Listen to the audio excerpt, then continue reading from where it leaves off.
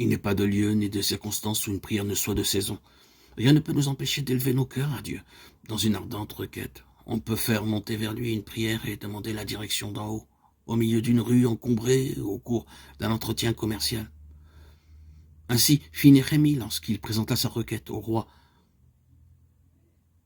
Que la porte de notre cœur soit toujours ouverte et que constamment monte vers Jésus notre hôte céleste l'invitation de venir y habiter.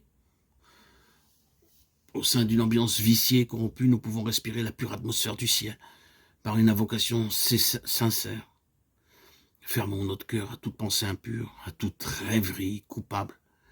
Ceux dont le cœur est disposé à recevoir le secours et la bénédiction de Dieu vivront dans une atmosphère plus sainte que celle de la terre et seront en communion constante avec le ciel.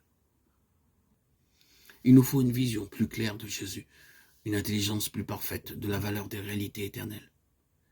Il faut que la beauté de la sainteté remplisse le cœur des enfants de Dieu. Pour cela, demandons à l'auteur de toute sagesse de nous dévoiler les choses divines. Élevons nos âmes vers les hauteurs où l'on respire l'atmosphère du ciel. Vivons si près de Dieu qu'à chaque épreuve inattendue, nos pensées se tournent vers lui, aussi naturellement que la fleur vers le soleil.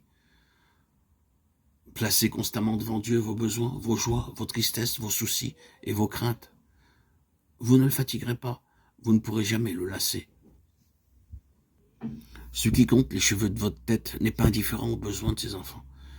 Le Seigneur est plein de miséricorde et de compassion. Jacques 5, 11. Son cœur est touché par nos douleurs et par le récit même que nous lui en faisons. Apportez-lui tous vos sujets de préoccupation. Rien n'est trop lourd pour celui qui soutient les mondes et dirige l'univers. Rien de ce qui touche à notre paix ne lui est indifférent.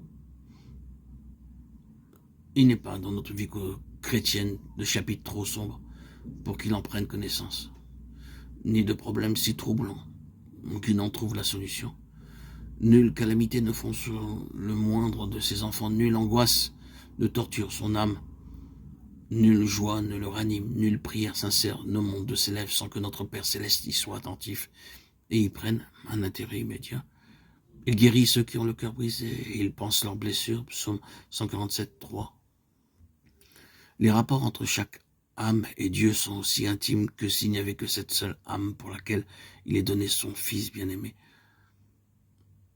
Jésus dit, en ce jour vous demanderez en mon nom, et je ne vous dis pas que je prierai le Père pour vous, car le Père lui-même vous aime.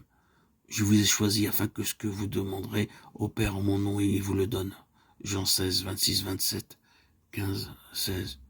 Mais prier au nom de Jésus, c'est plus et mieux que de mentionner son nom au commencement et à la fin de son oraison. C'est prier dans les sentiments et l'esprit de Jésus, tout en croyant à ses promesses, en se reposant sur sa grâce et en faisant ses œuvres.